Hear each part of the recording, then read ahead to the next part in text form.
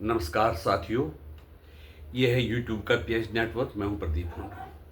आशा करता हूं देश प्रेमी जनता ठीक होंगे, बेहतर होंगे। आजकल भारत और पाकिस्तान के बीच में बहुत ज़्यादा तनाव चल रहा है। ये सबको जानकारी है कि कब युद्ध हो जाए कुछ कह नहीं सकते हैं। पाकिस्तान भी डरा हुआ है। इस दौरान एक ऐसा समाचार आया जिसकी ओर किसी का ध्यान नहीं गया है। अगर ये युद्ध की स्थिति नहीं होती तो टीवी पर चर्चा का विषय, यूट्यूबर के चर्चा का विषय और सोशल मीडिया में प्रमुख स्थान लेने वाला एक विषय हो जाता है।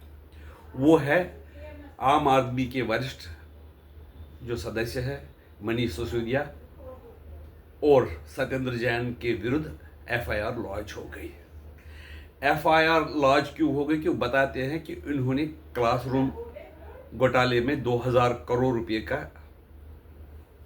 स्कैम किया है।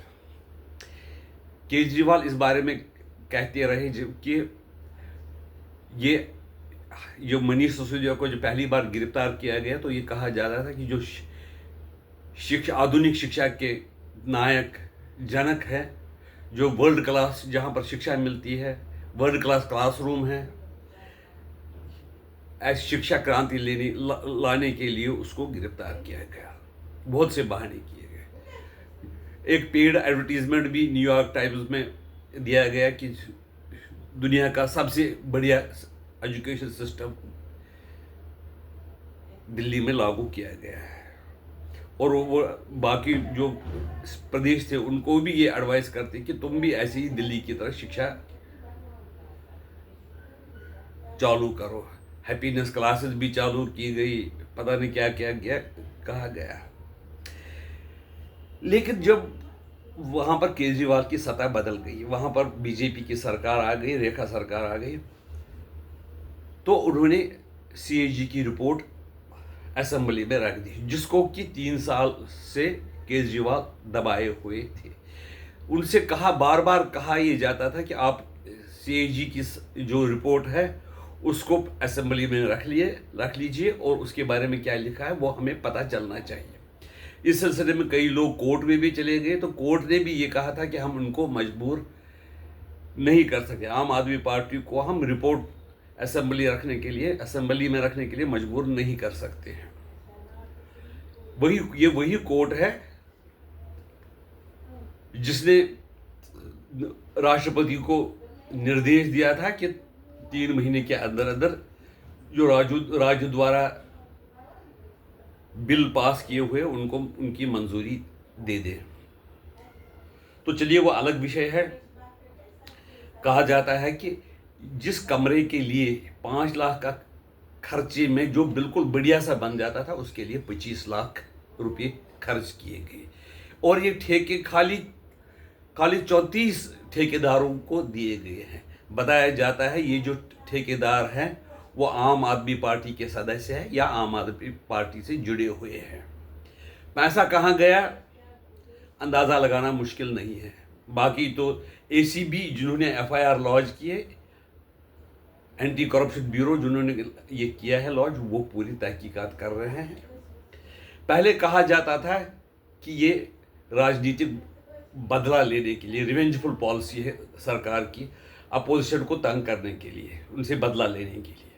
इलेक्शन जब आते हैं तो ऐसे एफआईआर लॉन्च होती है, ऐसे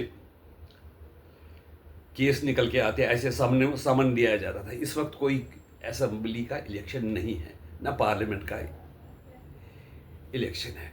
उनको पता है, बेसिकली उनको पता है कि जो जांच एजेंसी है वो कैसे काम करती है, कैसे फुल प्रूफ एविडेंस प्राप्त करती है, उसके लिए कितना समय लगता है, कैसे जो कि कोर्ट में चले इसके लिए भी समय लगता है। लेकिन वो सब विपक्ष के लोगों ने भी केजरीवाल के लिए कहा कि उनको मोदी जी के खिलाफ बोलने के लिए उनको ये एफआईआर लॉन्च की। वो पहले भी जो जब जेल गए थे दूसरे की शराब घोटाले में, लेकिन इस वक्त कोई ऐसा कोई समस्या नहीं थी तो उनको किया। ये जो क्लासरूम जिसमें 5 लाख रुपए लगने चाहिए थे, बिल्कुल ज़्यादा से ज़्यादा, उसमें 25 लाख रुपए, 24 लाख रुपए, 24.78 लाख रुपीज़ खर्च किए गए। यानी आप मान लीजिए 25 लाख रुपए एक क्लासरूम में खर्च किए गए। कुल 12,748 कमरे बनाए गए। तो ये तकरीबन 2000 करोड़ के करीब ये घोटाला पहुंचता है। ये पैसा किसके पास गया, इसकी भी जांच होगी। वैसे तो आम आदमी अब समझने लगा है कि क्यों किया होगा, किसने किया गया है। ये जो पुराने अनुबंध थे कमरा क्लासरूम बनाने के लिए, उनमें ही थोड़ा सा उन्होंने फेरबदल किया, डिज़ाइन में फेरबदल करके उसकी कॉस्ट बढ़ा दी गई और जो 5 का 25 हो गया।